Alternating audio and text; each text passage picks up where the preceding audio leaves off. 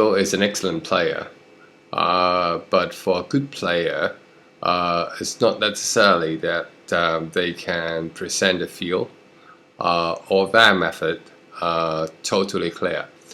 In this case, Faldo is trying to present, how to fix a slide, but it's very difficult for him to translate his feel or method totally. Let's have a look at the video. They very quietly, the dreaded over the top with the driver, resulting in going hard left into the left trees or a big slice into the right trees. And let me get the reasons why I think that happens. Number one, we're very right side dominant, very strong there. A lot of players put their thumb on top of the grip, so it becomes a bit like a hammer blow. You turn and everything comes down together. There's no separation here. Right, let's go back and have a look at what he said. And everything comes down together. There's no separation here. He said no separation there. Together, there's no separation here. He said, listen to that again. And everything comes down together. There's no separation here. In fact, he was pointing at his right wrist, saying that there is no separation here. That means, I reckon, in his translation, what he meant is people is not actually start to release. It's not actually release. It's start to accelerate the club early enough, because if there is no separation there, that means the wrist is still bending. They're maintaining the bend all the way down. In order, as a result, they're having some kind of over the top issues. Let's look at it again. You turn and everything comes down together. There's no separation here. You come over top. So let me hit one and see if I can produce an over the top swing. Inside and over and big slice. So let's check the numbers on that first. If you look at it, if you're hitting a shot, with over the top, the distance is around 222 for a tour player. So I've got a couple of tips to help you on that. Number one, just take your grip, hold the club above the ground. Now take your left hand off and put it in its original position. Now make a... Let's go back a little bit. When he mentioned about the... let me hit one and... before that. Grip, so it becomes a bit like... there. A lot of players put their thumb on top of the grip, so it becomes... He said a lot of players put the thumb on the grip. That means there's no flexibility between the club and the palm, which is the bit I mentioned about the coupling point, because you're actually fixing the club to your palm. A bit like a hammer blow. You turn and everything comes down together. There's no separation here. You come over... He said that there is no separation there. That means the club is not accelerate early enough. Start from the transition at the start down. So let me hit one. Okay, let me forward that a little bit, because I don't want to go through that the demo shot there. Slice. Okay, big slice. The number on that first. So I've got a couple of tips to help you on that. Number one, just take your grip, hold the club above the ground. Now take your left hand off and put it in its original position. Now make a backswing just with your right hand. Now return it to your left hand and see how this angle from the right hand to right shoulder gets bigger all the way down. If you hung on to it your old way, you will be above it. Right, see that bit there? Right hand to right shoulder gets bigger all the way. You said, listen to it again. Now return it to your left hand and see how this angle from the right hand to right shoulder gets bigger all the way. He said, he actually addressed to the right hand and the right shoulder, which is, he's talking about the player is not releasing the club. Shall I not use the word of releasing? Not extending the angle between the right wrist and the right forearm. Look, let's listen to it again. Right hand.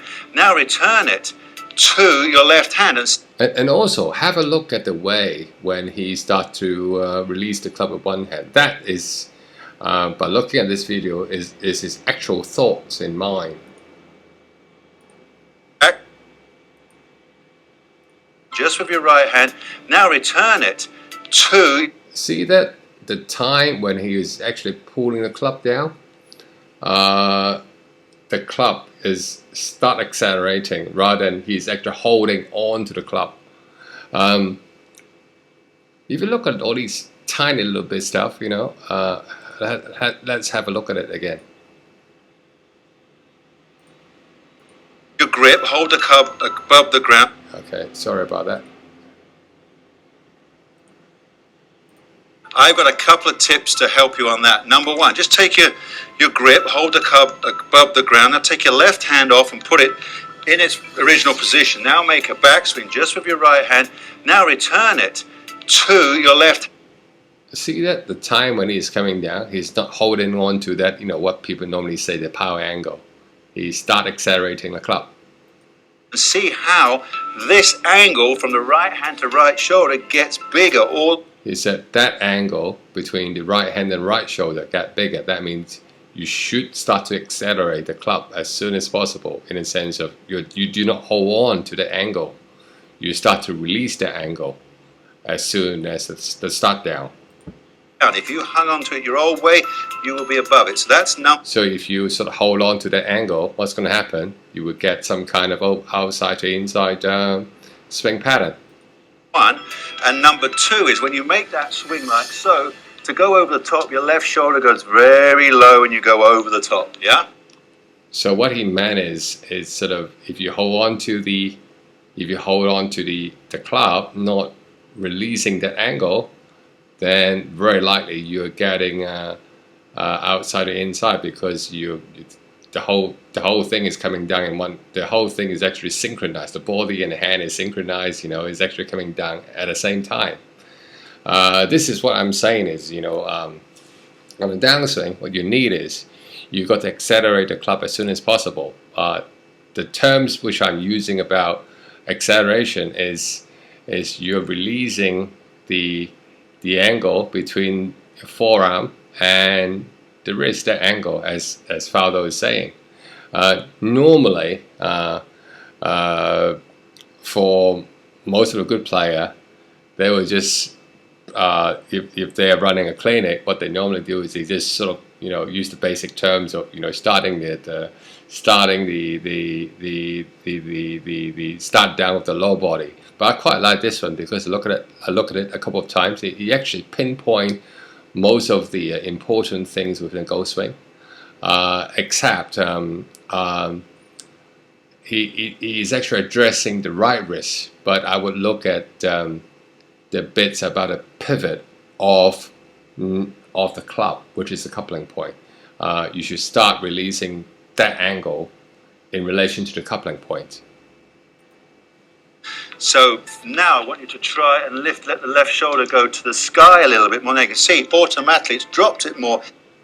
I'm not sure about that, because all of them will just happen automatically.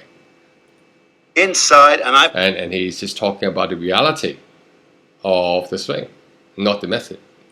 Chance now to release on the in to out. So up. And if you look at this bit carefully, it's quite interesting. Inside, and I've got a chance. Look at his hand, the way he plays his hand. He's actually moving the club, not swinging the club to the left, okay, not to the right. A lot of the golfing machine people, they believe, you know, they should swing right. You know, as Mr. Homer Kelly was mentioned in the book, you know, you should have you feel like you're delivering the shot to the right view. But if you look at Faldo's again, Look at the hand. More now you can see automatically it's dropped it more inside, and I've got a chance now to That's his fault. He's actually taking the club to the left. release on the in to out. So I'll add both of those. I'll give it some good release with the right arm, and I'll give it some little bit of left shoulder. He mentioned he's giving a good release to the right arm.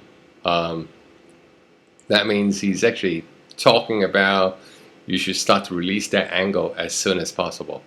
And as you know, that a lot of golf ball was saying that you should hold on to the right elbow, to create a power angle. You do not release the club, not until the club get to parallel. And as you can see, this is how Faldo is playing his shot.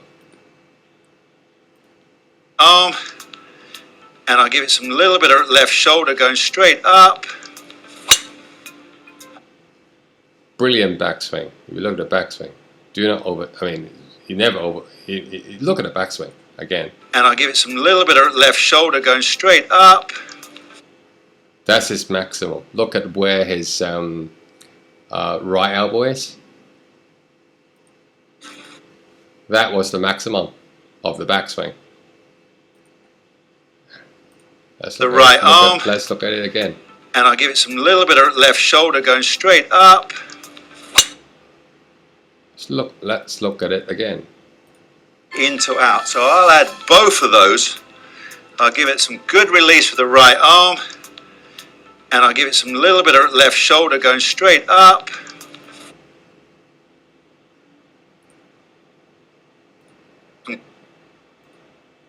Release with the right arm, and I'll give it some little bit of left shoulder going straight up. That's his backswing. It's not a lot, is it? Very nice. And that produces a little into out swing. Let's look at those numbers. As you can see, well, that's different. 220 something, 262. Brilliant. This is all I want to talk about when you should be releasing. I'm not saying that it's actually releasing the club, but I would use the word of accelerate the club. And there is a lot of people believe that they should hold on the club till to the parallel level before they start to release the wrist angle in order to gain maximum power. I think this is not right. This is why I show you this video. It's quite a good educational video there. Thank you.